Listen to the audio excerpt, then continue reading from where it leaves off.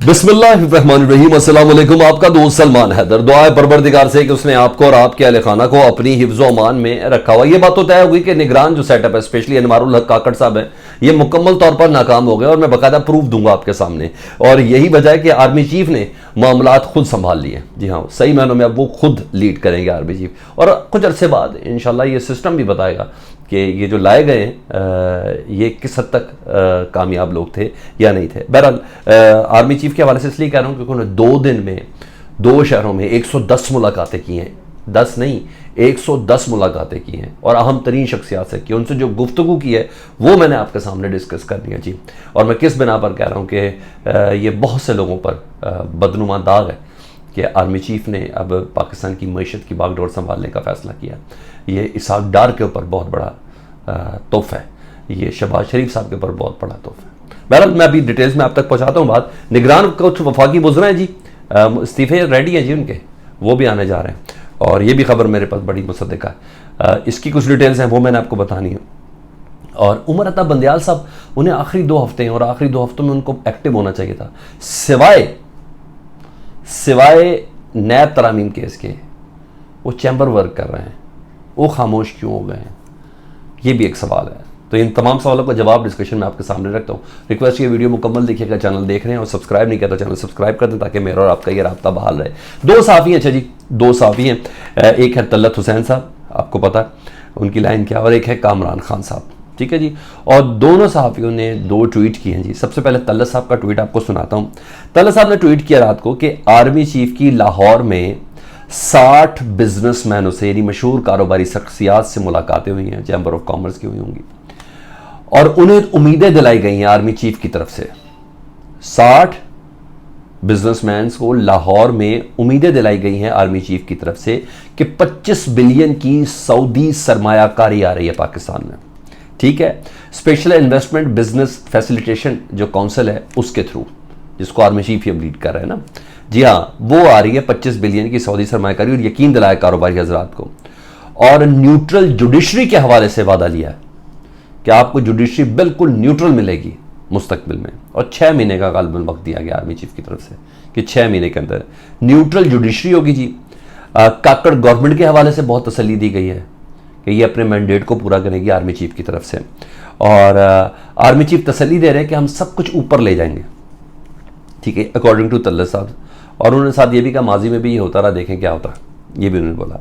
इसके साथ एक दूसरा ट्वीट आया पाकिस्तान के सीनियर तरीन सहाफ़ी कामरान खान साहब का, और उन्होंने कहा कि वो कहते हैं कि कल जनरल बाजवा साहब की जनरल आसिम मुनीर साहब की कराची में 50 मशहूर कारोबारी शख्सियात से मुलाकात हुई। तल्ला साहब कह रहे हैं लाहौर में 60 कारोबारी शख्सियात से, और कामरान खान साहब कह रहे हैं कराची में 50 मशहूर कारोबारी शख्सियात से आर्मी चीफ की मुलाकात हुई है। 5 घंटे तवील यह नशिस्त थी जिसमें मईशत बचाओ इनकलाबी मिशन, यानी मईशत बचाओ को इनकलाबी मिशन बनाने के अज़्म का इजहार किया आर्मी चीफ ने कि मैंने मईशत बचानी है।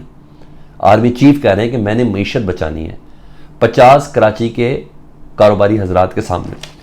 आर्मी चीफ ने गैर मुबहम वादा किया, मैं कॉपी पेस्ट कर रहा हूं आपको ट्वीट, गैर मुबहम यानी कोई दाएं बाएं की बात नहीं की, बिल्कुल वाज़े बोला, गैर मुबहम वादा किए कि मुल्क से टैक्स चोरी का जो कल्चर है उसका खात्मा करूंगा, मैं नॉन फाइलर निज़ाम को ख़त्म करूंगा, स्मगलिंग की रोकथाम करेंगे मुकम्मल तौर पर, रिश्वत सतानी का जो कल्चर है इसको ख़त्म करेंगे, सिंध का जो करप्ट सिस्टम है, सिंध का जो करप्ट सिस्टम है उसका खात्मा करेंगे आर्मी चीफ साहब, ठीक है जी।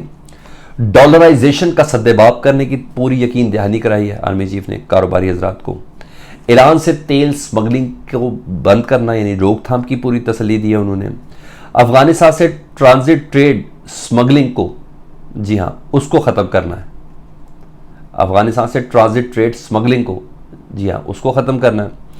फौरी निजकारी प्रोग्राम का आगाज़ होगा, और ये मेरा ख्याल है ये आइडियल दौर होता है जब निजकारी प्रोग्राम शुरू किया जाता है, यानी पाकिस्तान स्टील मिल हो गई या वाइट एलिफेंट हो गए, PIA हो गए, और इसके अलावा दीगर जो इदारे हैं जो इकॉनमी के ऊपर बोझ हैं, उन्हें का फौरी निजकारी प्रोग्राम का आगाज़ करने वाले हैं, ठीक है। तो इन्हीं दिनों में जब पता होना हुकूमत की माँ कौन है, हुकूमत का बाप कौन है, तो फिर ये बेहतरीन मौका होता है बड़े फैसले लेने का। डैम बनाने के भी यही वक्त होते हैं, फिर देखा नहीं जाता ना आवाम क्या कह रही है, फिर देखा नहीं जाता सियासी जमातों ने सियासत किस पे चमकानी, फिर पूरा काम कर रहा होता।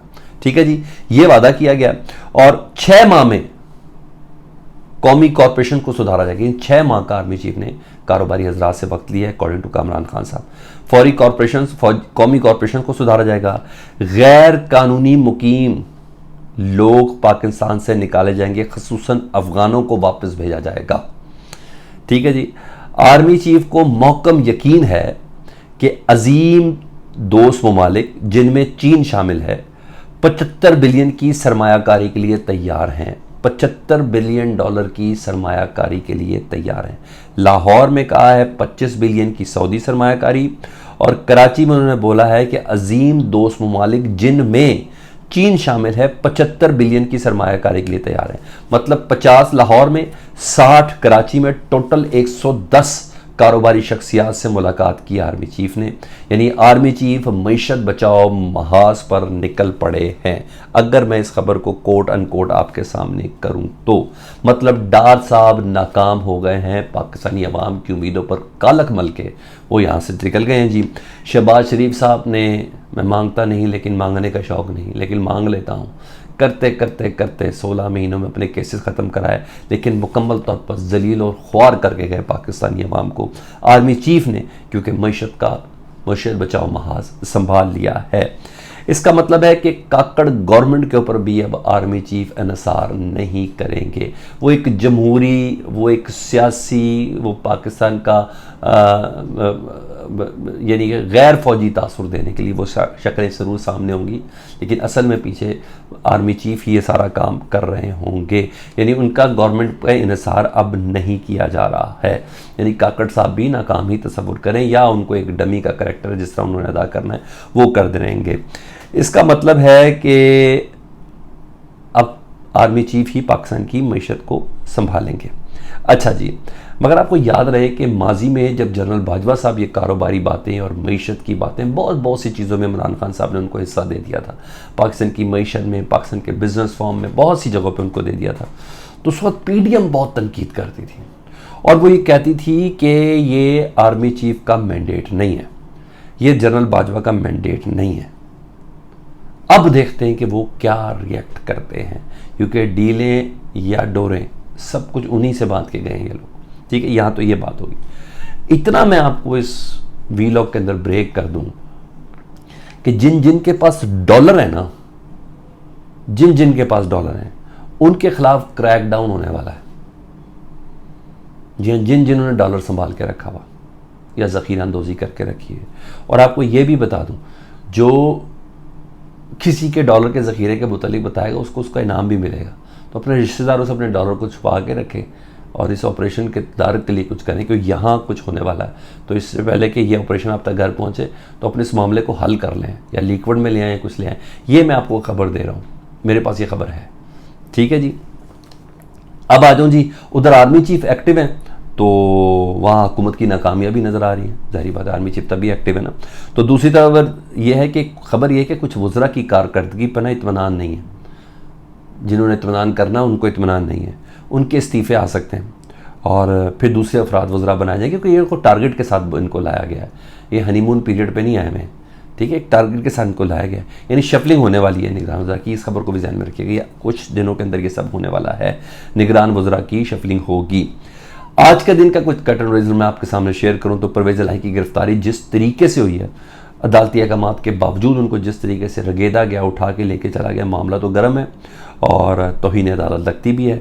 अफसरान 6-6 महीने के लिए फारिग भी होने के प्लान में है, और मैं इतना बता दूँ हैं DIG ऑपरेशन तक भी जा सकते हैं अगर तसल्ली ना करा सके तो। इस्लामाबाद पुलिस के लोग भी जाएंगे, वो अफराद भी जाएंगे जिन्होंने मुँह पर गांठे बांधे हुए थे, जिनके चेहरे नज़र नहीं आ रहे थे। तो आज केस की समाअत होनी है और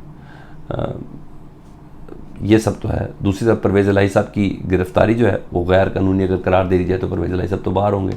तो इसलिए वहाँ गिरफ्तारी को जस्टिफाई करने के लिए ना कल परवेज़ इलाही साहब के प्रिंसिपल सेक्रेटरी की गिरफ्तारी डाल दी गई है। मोहम्मद खान भट्टी साहब की, मुबारक हो जी, उनकी गिरफ्तारी डाल गई है। और नैब ने उनकी गिरफ्तारी डाली है गुजरांवाला से। 1 अरब रुपए से ज़ायद के उन्होंने किक बैक्स लिए, नौकरियां शुक्रियाँ या कुछ भी कराने के हवाले से। तो इस गिरफ्तारी पर परवेज़ इलाही साहब की गिरफ्तारी जस्टिफाई की जाएगी कि भाई वो प्रिंसिपल सेक्रेटरी, तो प्रिंसिपल सेक्रेटरी परवेज़ इलाही से करवाते होंगे ना, तो यहाँ उसको जस्टिफाई करने का प्लान है। तो गेम इनकी ये है। और दूसरा, इस्लामाबाद हाईकोर्ट में पाकिस्तान तहरीक इंसाफ की दरख्वास्तें हैं। साइफर केस में जज साहब ने ज़मानत नहीं दी थी कि भाई पहले मेरा स्टेटस इस्लामाबाद हाईकोर्ट से पता कर ले कि मैं इस केस को सुन सकता हूँ या नहीं सुन सकता हूँ। तो हाँ, ये तो खबरें हैं। दूसरा, उमर अता बंदियाल साहब आप देख रहे हैं कि सवाए नैब तरमीम केस के किसी केस में एक्टिव नहीं है, और वो इस हफ्ते भी चैम्बर वर्क कर रहे हैं। पिछले हफ्ते भी उन्होंने चैम्बर वर्क किया था, हालांकि उनको एक्टिव होना चाहिए था। कुछ पुरस्रारियत है, मुझे ऐसा लग रहा है कि ये 2 ही अफराद थे जो इस वक्त आवाज़ तगड़ी थी। आरिफ अलवी साहब जिनसे आर्मी चीफ और DGI से ही मिल गए, और उमर अता बंदियाल साहब जिन्होंने चैम्बर वर्क कर लिया। आपको क्या लगता है? फीडबैक में बताएं। अपना बहुत ज़्यादा ख्याल रखें। चैनल देख रहे हैं तो चैनल सब्सक्राइब कर दें। अल्लाहुम्मा सल्ली अला मुहम्मदिन व आले मुहम्मद।